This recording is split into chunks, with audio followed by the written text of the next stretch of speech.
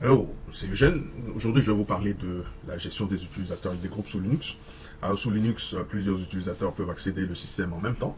Pour des questions de sécurité, en général, Linux associe un identifiant unique à chaque utilisateur qu'on appelle le UID ou encore User Identifier. Et pour chaque utilisateur créé, généralement, le système assigne aussi un groupe unique qui est appelé groupe primaire, ce qui permet à l'utilisateur en fait de partager des fichiers avec d'autres utilisateurs qui sont dans le même groupe. Okay, ce groupe en général est appelé primary group ou encore en français un groupe primaire. Donc, on va le voir en détail. Chaque utilisateur en général a un seul groupe primaire, mais par contre peut appartenir à plusieurs autres groupes appelés un groupe secondaire. Alors les groupes secondaires sont beaucoup plus utilisés pour grouper les utilisateurs par niveau d'accès. Donc cela permet ainsi de faciliter l'administration des utilisateurs. Vous avez différents types d'utilisateurs sur Linux. Vous avez ce qu'on appelle les utilisateurs réguliers, qui ont des accès limités aux ressources du système. Vous avez les utilisateurs système, qui sont des comptes utilisateurs, qui sont utilisés pour gérer les services et les applications. On va voir comment créer ces types d'utilisateurs. Et vous avez ce qu'on appelle les super utilisateurs, tels que le compte root et les utilisateurs avec sudo access. Alors sans plus tarder, on va voir dans ce démo comment créer des utilisateurs. Alors notez que pour créer des utilisateurs, il va falloir être root. Donc je vais changer de compte, je vais login en tant que root ici avant de commencer le démo. Alors pour créer des utilisateurs sur Linux, vous pouvez utiliser user add command ou bien add user. Okay? Alors je vous conseillerais d'utiliser add user si vous êtes sous Ubuntu parce que add user est très bien parce qu'il vous permet en fait de créer des utilisateurs en mode interactif, etc. Il permet de créer automatiquement le répertoire de base de l'utilisateur. Par contre, si vous êtes sous les distributions telles que Red Hat et autres, je vous conseillerais d'utiliser UserAdd. Attention. Alors, sans plus tarder, on va regarder la page du manuel de la commande UserAdd. Donc, je vais faire man sur UserAdd ici. UserAdd, comme vous le voyez, permet de créer des utilisateurs et de faire la mise à jour des informations de l'utilisateur. Ici, le Symbiosis nous permet de savoir comment utiliser la commande UserAdd. UserAdd suivi de la liste des options, suivi de login, le nom d'utilisateur à créer. UserAdd capital D permet de retourner les paramètres par défaut de la commande UserAdd. Okay? Alors vous avez quelques options ici qui sont beaucoup plus intéressantes à connaître, telles que l'option C permet de définir des commentaires sur les comptes utilisateurs à créer. En général, ces commentaires représentent le nom complet de l'utilisateur. Vous avez l'option D qui permet de spécifier le répertoire de base de l'utilisateur durant la création du compte. Okay, cette option est en général utilisée avec l'option M, on va le voir en détail. Comme je l'ai dit, l'option D permet de retourner les paramètres par défaut de la commande UserAdd. Quand vous créez un compte avec la commande UserAdd sans paramètres, ces paramètres par défaut seront automatiquement appliqués. Okay, donc vous avez l'option E qui permet de spécifier la date d'expiration du compte. Donc on peut créer ainsi des comptes temporaires pour dire que ces comptes ont des durées de vie limitées. Vous avez l'option F qui permet de spécifier ce qu'on appelle une durée d'inactivité au cas où le compte n'est pas actif après un certain nombre de jours. Par exemple, le compte sera automatiquement désactivé jusqu'à ce que l'administrateur puisse le réactiver. Okay, vous avez l'option G qui permet de spécifier le groupe primaire de l'utilisateur. Okay, vous avez l'option capitale G qui permet d'ajouter l'utilisateur dans des groupes primaires. Okay, cette option est très utile. Par exemple, quand on veut créer des utilisateurs avec sudo access, on peut déjà les mettre dans des groupes secondaires qui ont déjà des droits et les permissions. Okay, vous avez l'option H qui permet de lister les différentes options de la commande UserAdd. Vous avez l'option OK qui spécifie le répertoire scale, ce qu'on appelle le répertoire skeleton. Le répertoire skeleton en général contient un certain nombre de scripts, de fichiers de configuration de l'environnement de l'utilisateur. Le répertoire skeleton par défaut des systèmes Red Hat, ça va être sous le répertoire etc scale. Et pour certaines raisons, si vous ne voulez pas utiliser ou si vous utilisez un répertoire différent de l'endroit par défaut, vous pouvez à ce moment spécifier le chemin de votre répertoire skeleton en utilisant l'option K. Les paramètres de configuration des comptes sont dans un fichier qu'on appelle le etc .def. Okay, donc celui-là ici, le capital K, c'est celui-là. Donc etc login.def, ces paramètres tels que par exemple la plage des UID, la plage des UMask ou bien la plage, la longueur maximale des mots de passe, etc. sont définis dans le fichier etc login. Si vous voulez par exemple remplacer les valeurs de ces paramètres à partir de la ligne de commande, vous pouvez utiliser l'option K et spécifier pour chaque paramètre une nouvelle valeur qui sera automatiquement prise en compte. Okay, vous avez l'option M qui permet de automatiquement créer le compte de l'utilisateur. Sous les distributions telles que Ubuntu, la commande user-add est paramétrée de ne pas créer le compte, pardon, pas le compte, mais le répertoire de base de l'utilisateur automatiquement, à moins d'utiliser l'option M. Okay, donc gardez ça en tête. Et par exemple, vous avez l'option P qui permet de spécifier le répertoire de base, pardon, le mot de passe de l'utilisateur. Et ce mot de passe doit être encrypté. Okay. Vous avez l'option R qui permet en fait de spécifier ou bien de créer des comptes. Ça permet de créer des comptes système. On va le voir dans le démo qui vient. Okay.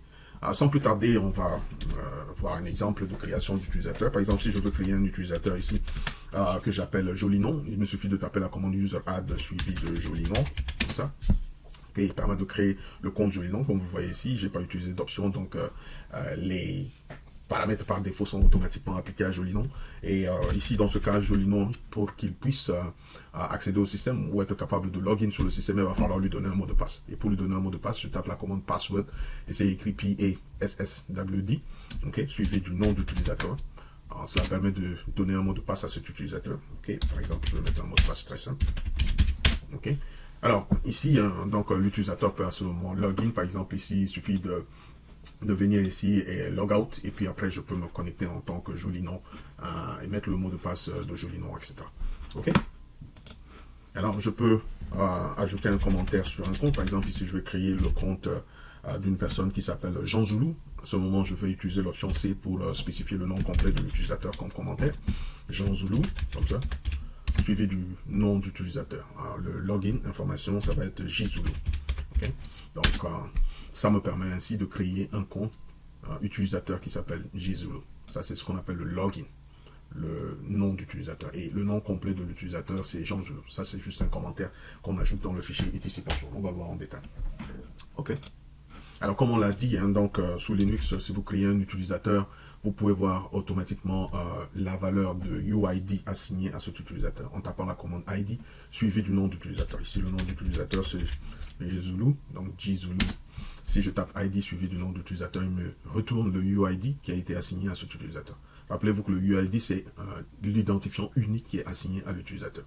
Ok, ici, cet utilisateur a été assigné le UID 2040. Okay, et son groupe ID, qui est le numéro de son groupe primaire, est de 2043.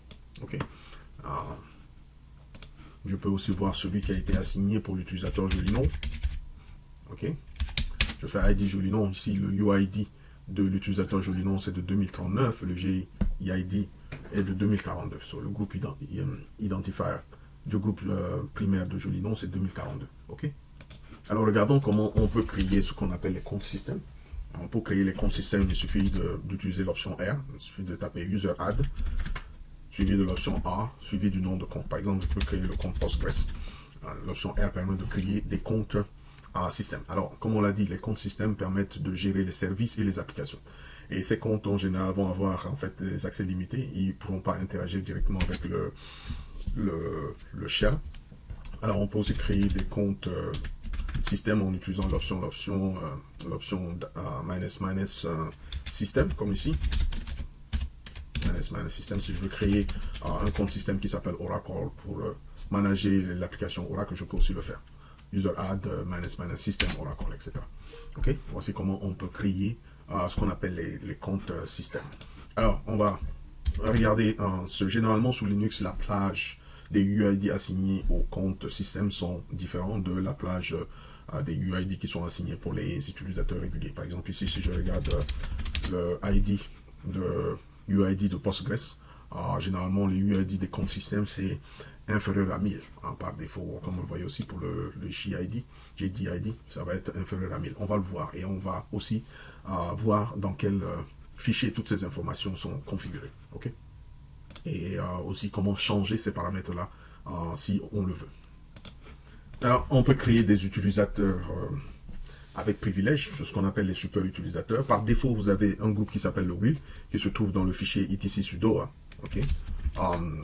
Ici, vous allez, si on cherche le will, on va le voir ici, le fichier etc sudo définit les permissions qui sont accordées au groupe will. Comme vous le voyez ici, n'importe quel utilisateur qui appartient au groupe will a le pouvoir de faire toutes sortes d'opérations sur la machine. Okay? Donc, all, no password. C'est-à-dire que tout simplement, si un utilisateur est placé dans ce groupe, il a les mêmes privilèges que le root. Il peut exécuter toutes les commandes sans fournir de mot de passe. Okay? Cela permet ainsi de créer des super utilisateurs. Par exemple, ici, dans ce cas-ci, je veux créer un super utilisateur qui s'appelle admin. Je vais tout simplement mettre comme ça. Par exemple, c'est pour dire c'est le compte administrateur. Mettre un commentaire dessus. Et ensuite, je vais dire le nom de l'utilisateur, c'est admin. Je vais le mettre dans le groupe will automatiquement. Rappelez-vous, capital G permet d'ajouter l'utilisateur dans un groupe secondaire automatiquement. Ok, donc je vais demander à ce que user_add l'ajoute directement dans le will. Ça, il va avoir les mêmes privilèges que le root. Et le nom de l'utilisateur, c'est admin. Okay? Voilà comment on crée ce qu'on appelle les super utilisateurs sur Linux. Okay? Le nom du compte, c'est admin. Il appartient au groupe will qui a les mêmes privilèges que le root. Et j'ai mis un petit commentaire ici. Alors, toute personne qui a le mot de passe sur ce compte peut login sur le système et administrer le système puisqu'il a en fait tous les privilèges, il a tous les droits et les permissions. Il peut installer les logiciels, il peut supprimer les utilisateurs, il peut créer les utilisateurs, etc. Donc, c'est un super user. Alors, par défaut, sur Linux, si vous créez un utilisateur, de base de l'utilisateur est automatiquement créé dans et quand vous voyez tous les utilisateurs que j'ai créé, ils ont leur répertoire de base qui sont automatiquement créés sous le répertoire home. Comme par exemple JZulu, Jolinon, etc. Alors pour certaines raisons, si vous ne voulez pas placer le répertoire de base de votre utilisateur dans le home, vous pouvez spécifier un endroit différent. Par exemple ici, je vais créer un utilisateur, par exemple, je vais appeler cet utilisateur, je vais mettre le commentaire. Le nom de l'utilisateur, c'est par exemple Chaka Zulu. Zulu comme ça. Et ce que je voudrais faire, je vais demander à user_add de automatiquement créer son compte, son répertoire de base, l'option M, et spécifier un endroit différent. Par exemple, je veux le placer dans le OPT et lui donner le nom de CZulu comme le répertoire de base, et le nom de l'utilisateur aussi c'est CZulu. Okay? Cela permet ainsi de créer l'utilisateur CZulu et son répertoire de base sera placé dans le OPT et le nom de l'utilisateur ça va être CZulu, le même nom que le nom de l'utilisateur lui-même. L'option D permet de spécifier que ça c'est le répertoire de base. Au lieu d'utiliser l'endroit par défaut qui est le /home, il va à ce moment le placer dans ce répertoire. L'option M, c'est généralement M pour dire tout simplement de créer le compte si le compte créer le répertoire si le répertoire n'existe pas. Alors si vous n'utilisez pas l'option M, user_add sera incapable de créer le répertoire pour vous automatiquement. Ok, donc on peut vérifier que le répertoire de base de l'utilisateur CZulu a bien été ajouté dans le OPT comme vous le voyez ici, c'est lui qui est là, a été créé. Okay. Alors cette option est très importante. Parce que dans beaucoup de distributions Linux, par exemple, l'option M n'est pas configurée, n'est pas paramétrée par défaut avec user_add. Donc si vous voulez ajouter un utilisateur, assurez-vous que vous utilisez l'option M et le D pour automatiquement créer le répertoire de base de l'utilisateur. Alors on peut aussi spécifier le user identifier d'un utilisateur, le UID et le JEID. Okay? Sinon, si vous ne le spécifiez pas, qu'est-ce qui se passe? Linux vous attribue un numéro automatiquement par rapport à ce qui est défini dans le etc.def. Par exemple, je peux créer un utilisateur avec son propre UID. Par exemple, je vais lui dire de lui donner le UID 30020 par exemple, et de le mettre dans le groupe primaire dev. Alors si vous ne spécifiez pas le groupe primaire de l'utilisateur, Linux ou le user_add command va automatiquement ajouter cet utilisateur dans un groupe primaire qui porte le même nom que l'utilisateur. Si le groupe n'existe pas, il va le créer automatiquement pour vous. Alors dans ce cas, je vais dire à user_add d'utiliser dev comme le groupe primaire de l'utilisateur à créer. Alors le nom de l'utilisateur, je vais l'appeler sauveur par exemple. Sauveur. Okay. Donc ici le nom de l'utilisateur c'est sauveur, le groupe primaire de l'utilisateur ça va être dev. Notez tout simplement que si le groupe dev n'existe pas déjà, cette commande va complètement échouer parce que vous ne pouvez pas ajouter un utilisateur dans un groupe primaire si le groupe primaire n'existe pas. Okay. Alors ici le UID que je voudrais assigner à cet utilisateur ça va être de 3020. Okay. Donc si je presse Entrée, je peux vérifier que l'utilisateur sauveur a bien été créé sur la machine. ID sauveur, pardon. Sauveur. Ok, donc comme vous l'avez vu, le UID c'est exactement ce que j'ai spécifié précédemment, 3020, et Linux me dit que son groupe primaire c'est dev. Alors que si je crée l'utilisateur sans spécifier les paramètres, UserAdd va se charger de créer un groupe primaire automatiquement pour cet utilisateur qui porte le même nom que l'utilisateur. Ok. Alors, on a vu comment créer des utilisateurs. Donc, en fait, si vous créez un utilisateur, n'oubliez jamais de lui donner un mot de passe. Hein. Autrement dit, l'utilisateur ne pourra pas se connecter à votre système. Donc, pour assigner un mot de passe, par exemple, temporaire à votre utilisateur, utilisez la commande password. En tant que root, ça vous permet d'assigner un mot de passe temporaire à votre utilisateur. Il pourra login sur le système et changer son mot de passe après. Okay? Par exemple, ici, je veux donner le mot de passe au compte sauveur. Je tape password suivi de sauveur et puis je lui donne un mot de passe temporaire qui pourra changer plus tard. Okay? Alors, regardons où sont stockées les informations des utilisateurs sous Linux. Alors, vous avez trois principaux fichiers dans lesquels les informations sont stockées. Vous avez d'abord le etc password. etc password est la base de données des utilisateurs sous Linux. Si vous créez un utilisateur, les informations de cet utilisateur sont en partie stockées dans le etc password. Regardons qu'est-ce que nous avons dans le etc password. Vous avez les différents utilisateurs. Par exemple, ici, il y a un utilisateur qui s'appelle Pulse. Ça, c'est un compte système. Parce que ici il n'a pas accès, hein, donc vous voyez qu'ici il n'a pas accès au shell, la plage des UID est inférieure à 1000, et le X ici représente ce qu'on appelle le mot de passe encrypté de cet utilisateur qui est actuellement stocké dans un fichier différent. Ce nombre représente le UID de cet utilisateur, le deuxième nombre représente le JDID qui est le numéro du groupe primaire. Okay, et ça, c'est le commentaire sur le compte. Ça veut dire que c'est le compte qui est utilisé pour manager le service Pulse Audio System daemon. Okay, vous avez le var Pulse qui représente le répertoire de base de l'utilisateur. Et ça, c'est pour dire tout simplement que l'utilisateur n'a pas accès au shell. No login, no login. Alors, regardons le compte d'un utilisateur normal, hein, tel que par exemple Jean, hein, donc ici le X comme je l'ai dit, hein, le nom de l'utilisateur c'est Jean, le X représente le mot de passe encrypté qui est sauvé dans le etc shadow, 1007 représente le UID ou encore le user identifiant ou encore l'identifiant de l'utilisateur, et celui-là c'est le JDID, GID qui représente en fait le numéro de groupe primaire. Alors, cet utilisateur n'a pas de commentaire, hein, donc il n'y a pas de commentaire sur ce compte ici, c'est pour ça que le fil ou le champ commentaire est vide. Ça représente le répertoire de base de l'utilisateur. Et ici, le shell par défaut de cet utilisateur. Alors, les mots de passe des utilisateurs sont stockés dans un fichier qui s'appelle etc shadow. Okay, si vous allez dans etc shadow, pour les comptes qui n'ont pas de mot de passe, c'est ce que vous voyez. Vous voyez par exemple, là, c'est des comptes services qui n'ont pas de mot de passe. Vous voyez 2 points d'exclamation et ces nombres. Alors, on va voir ce que ça signifie chacun de ces nombres. Ici, par exemple, le compte de Eugène, cette longue chaîne de caractères que vous voyez, le premier fil représente le mot de passe encrypté de l'utilisateur Eugène. Et ici, le 18 979 représente le nombre de jours qui s'est écoulé entre le 1er janvier 1970 et la dernière date à laquelle cet utilisateur a changé son mot de passe.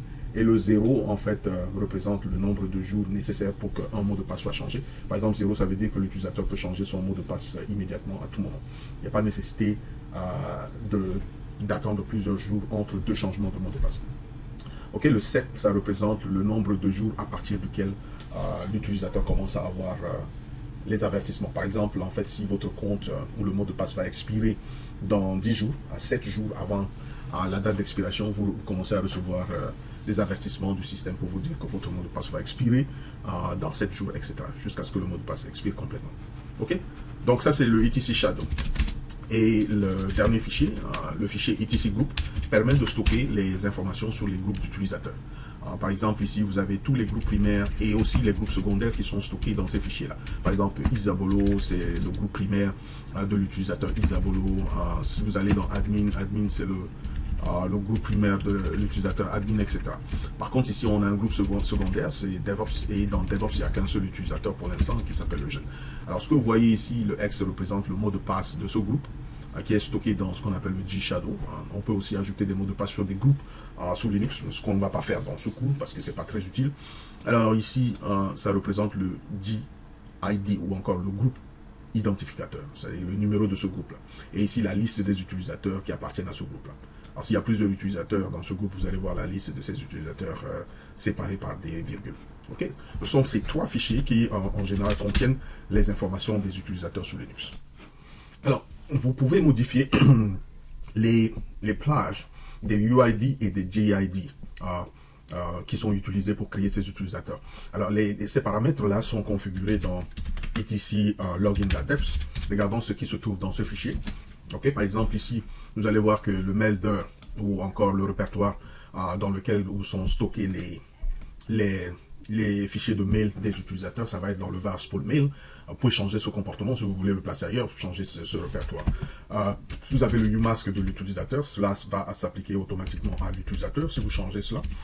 Par exemple, 022, ça veut dire que n'importe quel fichier qui est créé va avoir 644, c'est-à-dire read et write access, par exemple pour l'utilisateur, et read pour le reste. On peut changer ce comportement en spécifiant umask différent. Okay? Vous avez aussi le nombre maximum de day, comme on dit pour le mot de passe max day. C'est pour dire tout simplement, ça c'est la durée maximale d'un mot de passe, après quoi ce mot de passe va expirer. Ok, 99 999, si vous regardez, ça fait 270 ans. C'est comme si le mot de passe ne va jamais expirer, parce que quand même, ça c'est une durée très longue. Le minimum de jours qui doit s'écouler entre 2 changements de mot de passe et de 0, ça veut dire qu'on peut changer autant de fois son mot de passe comme on le veut. On peut changer ce comportement, hein. Donc si vous voulez, vous pouvez changer le comportement en spécifiant par exemple 3. Si vous mettez 3 ici, ça veut dire que si vous changez votre mot de passe aujourd'hui, vous n'êtes plus autorisé à changer votre mot de passe le même jour. Vous devez attendre 3 jours pour pouvoir le faire, etc. Le minimum en termes de longueur de mot de passe est de 5 caractères. Alors, on peut changer ce comportement. 5 caractères, c'est quand même trop faible. On peut le mettre à 14 pour forcer tous les utilisateurs à avoir un mot de passe qui a une longueur au moins de 14 caractères, etc. Le nombre de jours avant l'expiration, à partir duquel on commence à avoir les avertissements, c'est de 7 jours. 7 jours avant la date d'expiration des mots de passe, l'utilisateur reçoit des avertissements à chaque fois quand il est connecté au système. Okay. Alors vous avez la plage des UID. Par exemple ici, quand on crée un utilisateur régulier, son UID ou encore son identifiant, user identifiant, ou le numéro du compte, l'identifiant du compte, pardon, va être compris entre 1000 et 60 000. Si par exemple ici, je voudrais utiliser une plage différente, par exemple je peux changer, hein, je peux dire pour tout utilisateur créé, je voudrais que l'utilisateur ait en fait un UID qui est entre 4000 et 60 000 par exemple. Okay, donc les utilisateurs qui sont créés vont avoir à partir de 4000 en allant jusqu'à 60 000 qui est la valeur maximum. Et ça c'est pour les GID du système.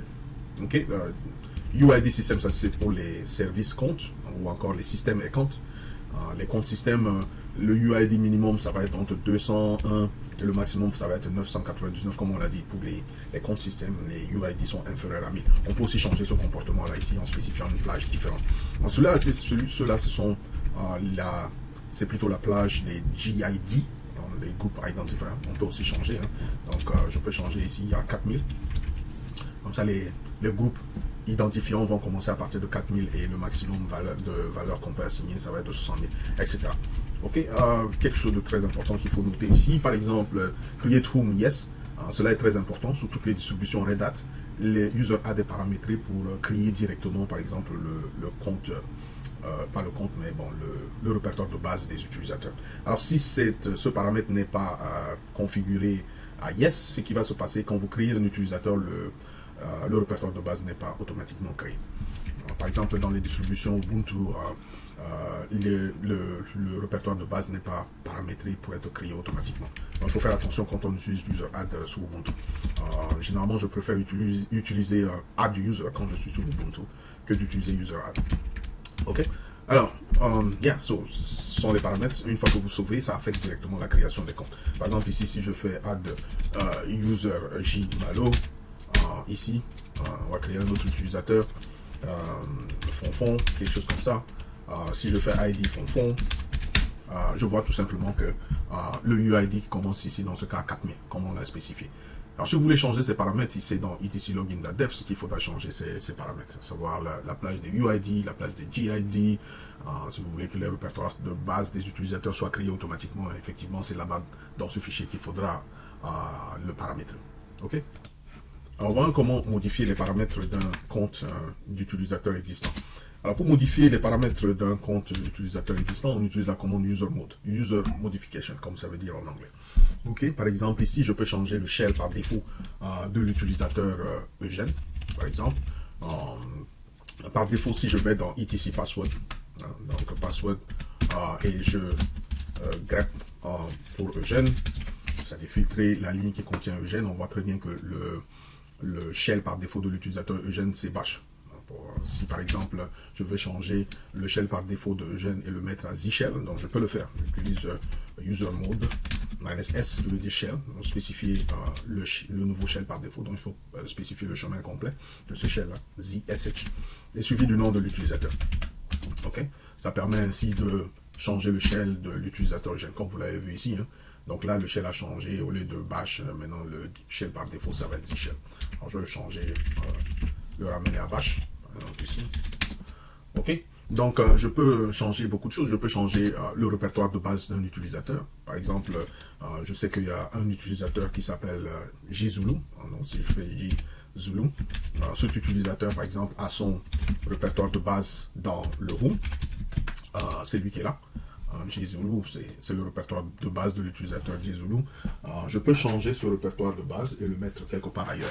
En faisant user mode, par exemple, ici, en combinant l'option M, qui veut dire aussi créer le répertoire de base automatiquement, mais ça veut dire aussi move.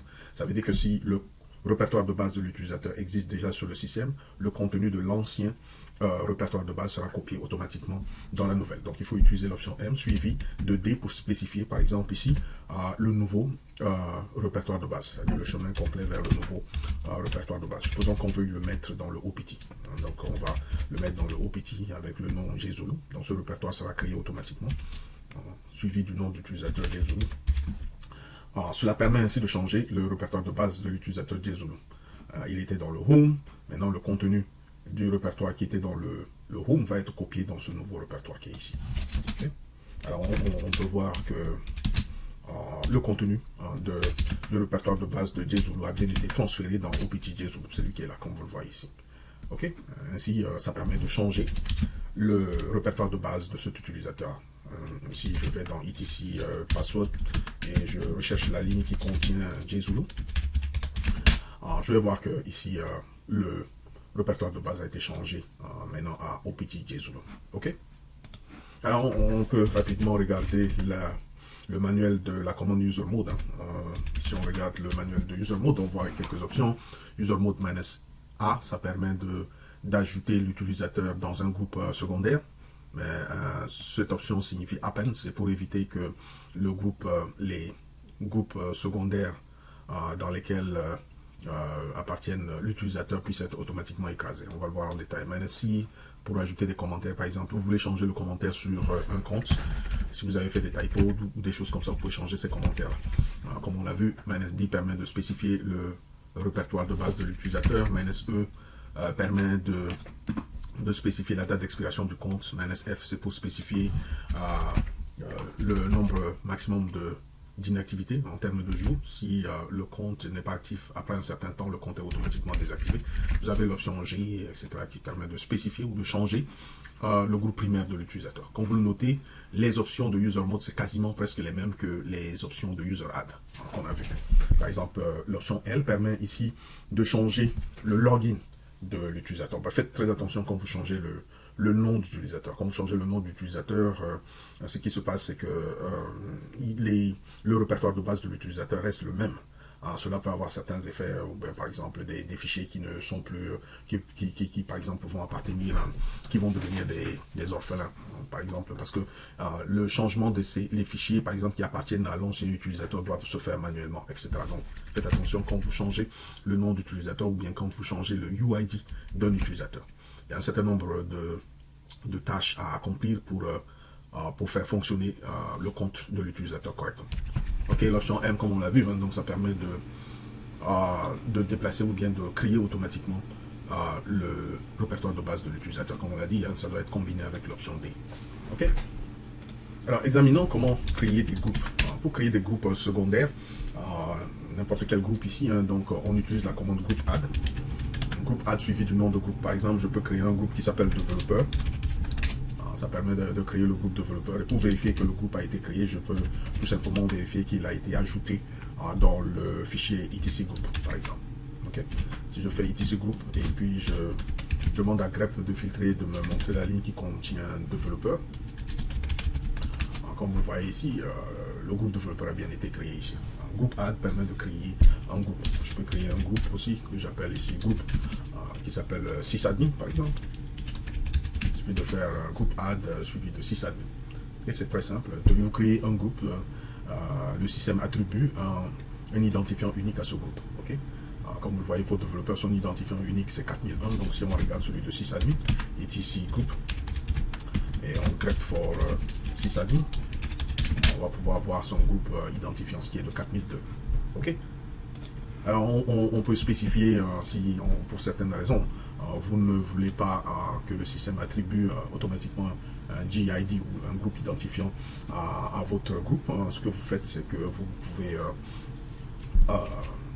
spécifier le groupe identifiant manuellement en utilisant l'option G. Par exemple, ici, je peux faire groupe add-G suivi du numéro de groupe identifiant. Par exemple, je peux dire 4030, pourquoi pas, pour un groupe que je veux créer qui s'appelle DevOps 2, par exemple.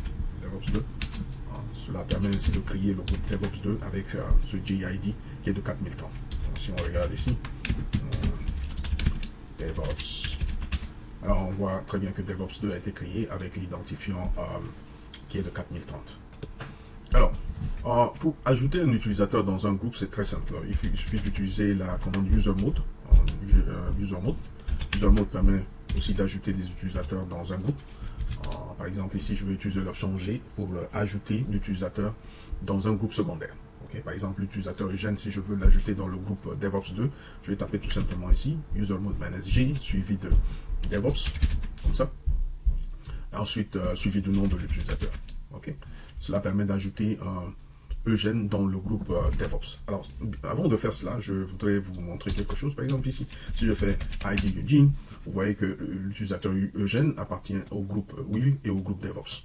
Maintenant, si je l'ajoute au groupe DevOps, avec l'option G, -G, suivi de DevOps 2. Ok, Eugène. Alors, si je fais ID sur Eugène, je me rends compte là maintenant que cet utilisateur maintenant appartient seulement au groupe secondaire DevOps 2. Ce qui s'est passé, c'est que l'option G permet d'écraser les autres groupes qui étaient là. Par exemple, j'étais dans le groupe Will et DevOps. Maintenant, les groupes Will et DevOps ont été supprimés et remplacés par DevOps 2.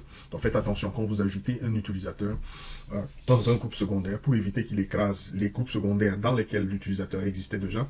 Il faut utiliser l'option A.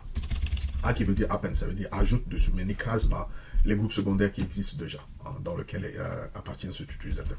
Alors, par exemple, ici, je peux mettre ajouter l'utilisateur Eugène dans le groupe Will.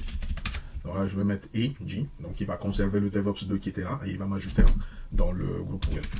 Avec Eugene, vous le voyez, il m'a ajouté dans le groupe Will tout en préservant le DevOps 2. Je peux ajouter Eugène dans l'autre groupe DevOps, par exemple. Okay. Et si vous faites ID Eugène, vous allez voir que maintenant j'appartiens aux trois groupes. Donc faites attention quand vous ajoutez un utilisateur dans un groupe secondaire, pour éviter que les groupes secondaires qui étaient là, dans lesquels appartenait l'utilisateur, soient écrasés. Il faut utiliser l'option A. Okay. Le problème avec UserAdd, c'est qu'il ne permet pas d'ajouter plusieurs utilisateurs dans un même groupe. Pour ajouter plusieurs utilisateurs dans un même groupe, il faut utiliser une commande qui s'appelle gpassword. Gpassword permet d'ajouter plusieurs utilisateurs dans un seul groupe. Alors, le gpassword, originalement aussi, est utilisé pour ajouter un mot de passe sur les groupes. Pour des questions de sécurité, on peut ajouter des mots de passe sur des groupes pour empêcher des utilisateurs de joindre le groupe. Donc, en mettant les mots de passe sur les groupes, pour qu'un utilisateur puisse joindre le groupe, il doit en fait avoir le mot de passe de groupe. Alors, regardons la page du manuel du groupe, de la commande, pardon, gpassword. Est utilisé pour administrer les groupes et s'il y a des mots de passe qui sont définis sur ces groupes, les mots de passe seront stockés dans le gshadow. Alors, on peut voir -E, add add a user to a name group, vous pouvez utiliser l'option A pour ajouter un utilisateur dans le groupe. -d, par exemple, permet de supprimer un utilisateur d'un groupe. De supprimer l'utilisateur dans le groupe, l'utilisateur continue d'exister sur le système, il est seulement retiré du groupe, etc. Et l'option qui nous intéresse le plus, ça va être cette option, donc membre, qui veut dire tout simplement, cette option permet d'ajouter plusieurs utilisateurs comme membres d'un groupe spécifique. Alors regardons comment on peut ajouter plusieurs utilisateurs dans un même groupe. Par exemple ici, si je veux ajouter tous ces utilisateurs, il y a une password, je vais dire -m, par exemple, je vais ajouter l'utilisateur Zulu avec l'utilisateur Jzulu, par exemple, et l'utilisateur, par exemple, Tilo dans le groupe DevOps, par exemple. Il suffit de spécifier le groupe ici. Zulu, c'est un utilisateur, Jzulu, c'est un autre utilisateur, Tilo, c'est un autre utilisateur. Donc, je suis en train d'ajouter 3 utilisateurs en même temps dans le groupe DevOps. Okay? C'est Tilo doesn't exist. Okay, that's okay. Donc, vous comprenez le point. Okay, donc, ici, ça permet ainsi d'ajouter plusieurs utilisateurs dans un même groupe. Alors, si on regarde par exemple ici Zulu, ID Zulu, on va voir tout simplement la commande a échoué, hein, donc il n'avait pas pris parce que tout simplement l'utilisateur Tilo n'existe pas. Ok, donc on va ajouter l'utilisateur Tilo juste pour la démonstration. User add Tilo.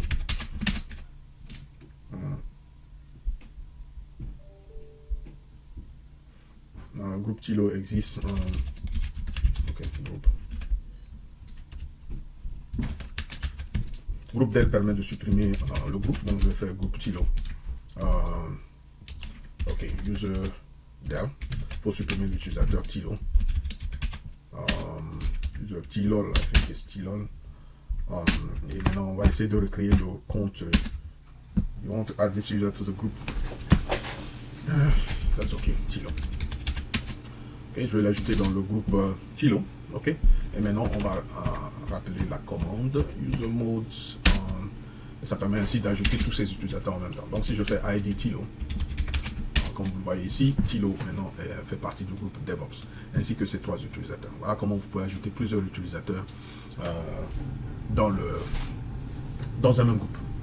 Alors, comme vous avez vu, hein, on peut supprimer des utilisateurs. Si vous voulez supprimer un utilisateur sur votre machine, il suffit de taper la commande userdel suivi du nom de l'utilisateur. Par exemple, si on veut supprimer Zulu, il suffit de taper userdel Zulu. L'inconvénient, c'est que si vous utilisez Zulu, si vous supprimez Zulu de cette façon sans option, userdel va seulement supprimer l'utilisateur, mais va conserver le répertoire de base de l'utilisateur. Si vous voulez supprimer un utilisateur et son répertoire de base, il suffit d'utiliser l'option -R. -R veut dire supprime l'utilisateur et son répertoire de base. Par exemple, ici, dans ce cas, je vais supprimer l'utilisateur Jzulu avec son répertoire. Ok, Jzulu. Donc, je fais userdel-r, une recursively remove. Il va supprimer, en fait, le compte de l'utilisateur, y compris son répertoire de base. On peut le voir ici. Si on regarde dans le home, je pense Jzulu est parti. Le compte a été supprimé. Par contre, on a encore le compte de Zulu. Okay. Où est Zulu ici? Zulu aussi est parti. Je pense que j'avais mis Zulu dans le OPT.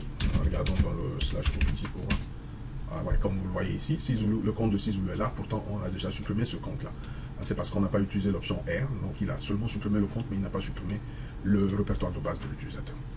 Alors, même chose. Si vous voulez supprimer des groupes, il suffit d'utiliser la commande groupe del pour supprimer un groupe. Par exemple, si je veux supprimer le groupe DevOps 2, il me suffit de taper la commande groupe del suivi du nom de groupe à supprimer. Il va automatiquement supprimer le groupe. Supprimer le groupe, ça ne veut pas dire supprimer tous les membres. Il va seulement supprimer le groupe en tant que groupe logique, mais les utilisateurs continuent d'exister dans le système. Les membres de ce groupe continuent d'exister. Les comptes ne seront pas, les comptes d'utilisateurs qui faisaient partie de ce groupe ne seront pas automatiquement supprimés sur le système. Alors, regardons comment on peut supprimer un utilisateur d'un groupe donné. Okay? Pour supprimer un utilisateur dans un groupe, il suffit d'utiliser la commande gpassword. Gpassword permet de supprimer l'utilisateur du groupe avec l'option D. Par exemple, ici, si je veux supprimer l'utilisateur Eugène du groupe DevOps, il me suffit de taper gpassword -D suivi du nom de l'utilisateur, suivi du nom de groupe. Okay? Le groupe ici, c'est DevOps. Removing user Eugene from the group DevOps, gpassword user Eugene is now member of the group. Alors, ça, j'ai essayé de supprimer Eugene de DevOps, mais comme Eugene n'est pas membre de DevOps, regardons dans quel groupe l'utilisateur Eugene appartient. Il appartient au groupe Will. Je peux le supprimer du groupe Will en faisant tout simplement -d Will. Ok. Comme vous le voyez, il m'a dit que Eugene a été supprimé du groupe Will. Maintenant, si je fais ID Eugene, Eugene n'appartient plus à Will. Alors, je vais le remettre dans le groupe Will en utilisant user mode et dit Will. Ok, Eugene. Ok, je le remets dans le groupe Will. Ok. Alors, l'une des commandes qui permettent de manager les utilisateurs, ça va être la commande charge. La commande charge permet de définir ce qu'on appelle en anglais le aging time des comptes utilisateurs. Par exemple, la date d'expiration du compte, on peut en fait définir par exemple en fait la durée d'inactivité, etc., etc. Alors regardons la commande charge en détail, la man page. Alors -i ou -e, c'est ce qui permet de spécifier par exemple la date d'expiration. Ça permet en fait de créer des comptes temporaires, donc pour donner en fait une durée limitée à un compte. -i pour définir ce qu'on appelle tout simplement le nombre de jours d'inactivité. Par défaut, le nombre de jours d'inactivité est défini ou est configuré avec la valeur -1, qui veut dire tout simplement que l'inactivité est désactivée. L'inactivité, ça veut dire tout simplement que si vous restez pendant, par exemple, un certain nombre de jours sans activité, vous n'accédez pas au système, à ce moment, votre compte sera désactivé automatiquement. Alors, vous avez l'option M qui permet de définir le nombre maximum de validité, le nombre de jours de validité de votre mot de passe. À ce moment, après cette date, le mot de passe va automatiquement expire. Donc, il faut demander à l'administrateur système en fait de reset votre compte. Ok, etc., etc. Alors, sans plus tarder, regardons comment la commande charge fonctionne. Par exemple, en fait, si vous voulez définir ces paramètres pour un compte, tapez tout simplement charge suivi du nom de l'utilisateur, par exemple. En fait, ici, si on veut, supposons qu'on veuille définir les aging times de l'utilisateur Tilo, il suffit de taper charge suivi de Tilo, ça nous permet de définir ces paramètres-là en mode interactif. Par exemple, le minimum, l'âge minimum du mot de passe. Ça veut dire tout simplement que c'est la durée qui sépare deux changements de mot de passe. Si c'est 0, 0 c'est par défaut. Ça veut dire que je peux changer mon mot de passe et changer ça tout de suite sans attendre tout longtemps. Par exemple, si je mets ici minimum 1 jour, donc ça veut dire si je change mon mot de passe aujourd'hui, je dois attendre 1 jour pour pouvoir le changer encore. Bon, je le laisse à 0. Le maximum à 90, par exemple, je peux changer ça. Par défaut, c'est 99 999. Pour dire tout simplement qu'un mot de passe peut durer au maximum 2 ans. Non, 270 ans, ce qui est énorme. Donc, je peux changer et mettre ça 60 jours, pour dire qu'après 60 jours, le mot de passe expire et l'utilisateur doit en fait reset son mot de passe. Alors, last password change, à la dernière date à laquelle le mot de passe a changé, je garde ça au 12-21. Donc, aujourd'hui, le nombre de jours à partir duquel l'utilisateur commence à obtenir ou à recevoir des messages d'avertissement concernant l'expiration de son mot de passe. Par exemple, 7, c'est par défaut, pour dire tout simplement à 7 jours avant la fin de la date d'expiration du mot de passe de l'utilisateur. Il reçoit continuellement des messages d'avertissement à chaque fois quand il se connecte ou à chaque fois quand il login sur le système. Je garde ça 7. Password inactif. So, par exemple, ici, je peux définir l'inactivité du compte. Par défaut, c'est -1, donc je ne vais pas désactiver le compte. Et ici, par défaut, c'est 7 à 30 jours. Ça veut dire si pendant 30 jours, l'utilisateur n'a pas d'activité, il ne se connecte pas au système, alors son compte sera automatiquement désactivé jusqu'à ce que l'administrateur puisse en fait réactiver son compte. Alors, je vais changer ça et remettre ça à -1 pour dire que l'inactivité ne sera pas définie. Ça veut dire tout simplement qu'on ne va pas désactiver son compte si par hasard il ne se connecte pas au système. -1, ça veut dire n'applique pas l'inactivité. Ok, account expiration date, par défaut, un compte créé n'a pas d'expiration ou n'expire jamais. Par défaut, la valeur c'est -1. Si vous voulez faire en sorte qu'un compte ne puisse jamais s'expirer, il suffit de définir la date d'expiration comme étant égale à -1. Alors si vous voulez limiter la durée de ce compte, par exemple, je peux choisir et dire que ce compte est valide seulement pour un mois. Donc, je vais mettre par exemple 2022, le mois de décembre, par exemple, jusqu'au mois, on est au mois de décembre, là, pour l'instant, Donc, pour un mois, ça veut dire que ça va être au mois de janvier, par exemple. Mois de janvier au 30 janvier, par exemple. OK? En faisant ça, je vais faire en sorte que ce compte puisse expirer le 30 janvier 2022. OK? Et c'est tout. Maintenant, on peut utiliser l'option L pour lister les paramètres de ce compte-là. Regardons maintenant les paramètres du compte TILO. On voit très bien qu'ici, la dernière date à laquelle le mot de passe a changé remonte au mois de décembre, le 21 décembre 2021. Le mot de passe va expirer en février 2022. Password inactive never. Il n'y a pas d'inactivité qui est configurée pour ce compte. Le compte va expirer le 30 janvier, etc. Alors, la commande charge est une commande très utile qui est utilisée surtout, par exemple, pour modifier les paramètres du compte utilisateur. On va voir quelques exemples de charge ici. Alors, on peut manuellement changer les choses telles que la date d'expiration d'un compte, on peut changer la durée maximum d'un mot de passe, ou bien on peut changer, par exemple, la durée d'inactivité d'un compte, etc. avec la commande charge. Alors, par exemple, ici, si je veux forcer l'expiration d'un compte pour empêcher à l'utilisateur de se connecter ou bien complètement le désactiver, il me suffit, par exemple, d'utiliser charge avec l'option capitale E, pour spécifier une date donnée. Par exemple, je vais mettre ça à une date antérieure à la date courante. Ok, donc, par exemple, je vais mettre ça, on est au mois de décembre, je vais mettre la date d'expiration du compte au mois de novembre.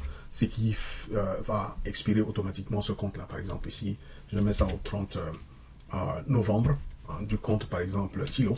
Cet utilisateur ne pourra plus se connecter au système puisque son compte est actuellement expiré. Comme vous pouvez le voir ici, je fais charge-L suivi de TILO. Vous allez voir tout simplement que le compte a expiré depuis le 30 novembre ici. Ok, je peux aussi changer la durée maximum du mot de passe d'un utilisateur en utilisant l'option M, par exemple 60. Vous fixez la durée maximum du mot de passe à 60 jours. Après cela, l'utilisateur va devoir changer son mot de passe. Par exemple, si je fais charge-L suivi de Eugène, ici, comme vous le voyez, il me dit tout simplement que le mot de passe va expirer effectivement dans les 60 jours à partir de la date courante. Je vais regarder la date d'aujourd'hui. Aujourd'hui, c'est le 21 décembre. OK? Alors, l'une des utilisations les plus importantes de charge, ça permet de forcer l'utilisateur à changer de mot de passe. Par exemple, si je crée un nouveau compte, c'est un compte utilisateur, je dois par exemple lui donner un mot de passe temporaire. Donc, je vais automatiquement faire expirer son mot de passe pour le forcer à changer son mot de passe à la prochaine fois quand il va essayer de login sur le système. Et pour cela, je vais utiliser tout simplement charge avec l'option D. L'option D, c'est pour spécifier le nombre de jours après lequel le mot de passe va expirer. Donc, si vous faites par exemple 10-0, ça veut dire vous expirez le mot de passe immédiatement. Par exemple, si je fais expire le mot de passe de l'utilisateur Eugène, ça va forcer l'utilisateur Eugène quand il va login de changer son mot de passe. Par exemple, ici, si je fais, j'essaie de me connecter en tant que Eugène, il n'y a pas de problème si je le fais en tant que root, mais si je log out ici de ce système-là, je fais un log out ici,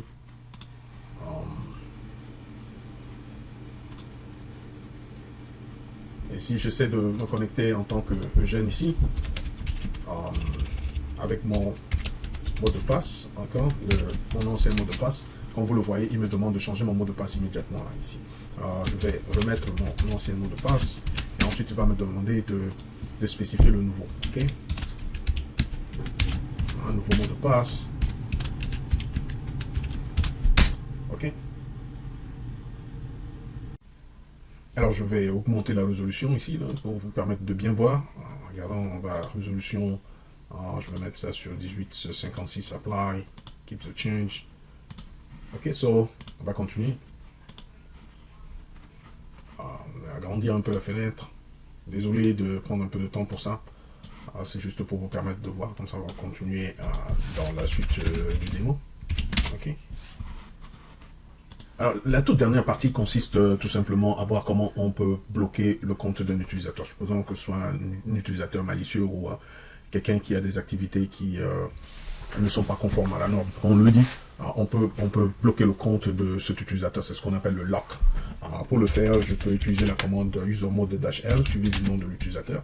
Par exemple, ici, si vous bloquez le compte, par exemple, de l'utilisateur Eugène, ce qui se passe, le système va placer en fait un point d'exclamation devant le mot de passe de cet utilisateur dans le etc shadow pour empêcher à cet utilisateur, par exemple, de se connecter au système. Alors, regardons ce qui s'est passé avec le compte de Eugène après que vous ayez lock le compte. Grep for Eugène, le compte a été bloqué. Hein. Donc, vous voyez tout simplement que user mode a ajouté un point d'exclamation ici. Ce point d'exclamation va empêcher à l'utilisateur Eugène de login sur le système. Ok. Alors, pour en fait réactiver le compte, si vous voulez, il faut utiliser l'option capitale U. Donc, par exemple, si je dois réactiver le compte, je tape tout simplement user mode comme ça, avec le capital U. Capital U, ça veut dire activer le compte, suivi du nom de l'utilisateur pour réactiver le compte. Le compte a été désactivé avec l'option L, mais je veux le réactiver back. Alors, une fois que vous le réactivez, vous allez constater tout simplement que ce point d'exclamation va être enlevé dans le UTC Shadow. Et comme vous le voyez, ce point d'interrogation a été enlevé et donc par conséquent, l'utilisateur peut maintenant se connecter au système. Alors, la commande password aussi permet de bloquer un compte utilisateur. Il suffit d'utiliser l'option L. Si vous faites L, ça veut dire lock. Ça va complètement verrouiller le compte de cet utilisateur et va avoir le même effet que user mode. Donc ici, comme vous le voyez ici, celui-là est beaucoup plus bavard. Il va vous dire tout simplement qu'il est en train de lock le compte de Eugène et il la lock avec succès. Et on peut vérifier qu'un point d'exclamation a été ajouté devant son mot de passe dans le etc shadow pour empêcher l'utilisateur Eugène de pouvoir se connecter au système, comme vous le voyez ici.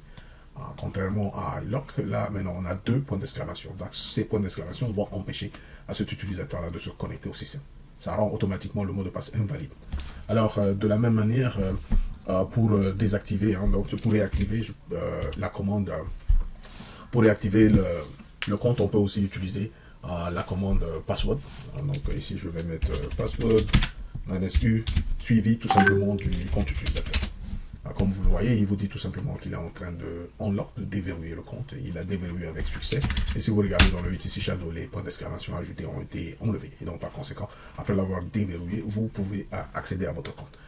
Ok, je vous remercie de votre attention et à la prochaine.